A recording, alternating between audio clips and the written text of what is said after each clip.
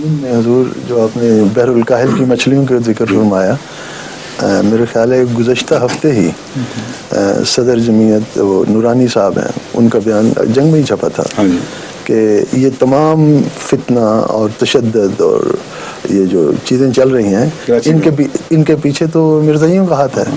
یعنی یہ تو بات انہوں نے اب پھر وہ کر دی.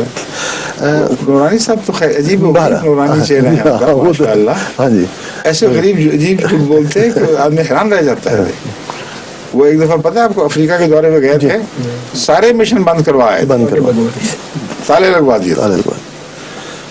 وہ پتہ نہیں کون تالے توڑ کے وہاں گیا دوبارہ. اور قوم کچھ نہیں کہتی کہ پاگل ہو گئے مولانا، تمہیں ہو کیا گیا، دماغ پھر گیا ہے، جا کے دیکھو تو وہاں کیا واقعات ہو چکے ہیں. کوئی نہیں پوچھتا. اسی پاکستان کے بچاؤ کے سلسلے میں پرسوں ڈاکٹر مبشر حسن صاحب کا ایک بیان آیا ہے، ان سے منسوب اخبار میں چھپا ہے کہ دو قومی نظریہ آزادی کے بعد تجربہ ہم نے کر کے دیکھ لیا، یہ فیل ہو چکا ہے. اب ہمیں نیشنلزم کی دیوار جو ہے وہ گرا دینی چاہیے.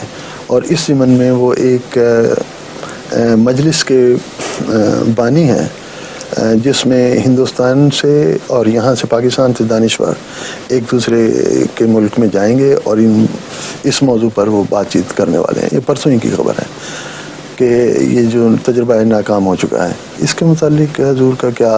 نہیں میں کیا پہلے ان سے پوچھیں مولویوں سے وہ کیا کہتے ہیں اس پہ. ابھی تو تازہ خبر ہے، شاید وہ بھی کچھ کہنے لگے. انہوں نے پتہ کیا کہنا ہے؟ ہاں جی، انہوں نے کہنا یہ شیعہ سازش ہے. اور ڈاکٹر مبشر سے چونکہ شیعہ ہیں اس لیے یہ ملک توڑنے کی، دوبارہ پاکستان کو دوبارہ ہندوستان میں جذب کرنے کی ایک شیعہ، یہی وہ کہیں گے. وہاں تو دانشور بھی بیچارہ کوئی اپنی دیانت سے جو سمجھتا ہے اس پہ زبان نہیں کھول سکتا. ابھی انہوں نے کافی پیچھے پڑنا ہے ڈاکٹر صاحب کے، ڈاکٹر مبشر بیچارے کی ابھی کافی شامل ہے. ویسے وہ بہادر آدمی، اس میں کوئی شک نہیں، لیکن شامل ان کی کافی آنی ہے. اللہ رحم.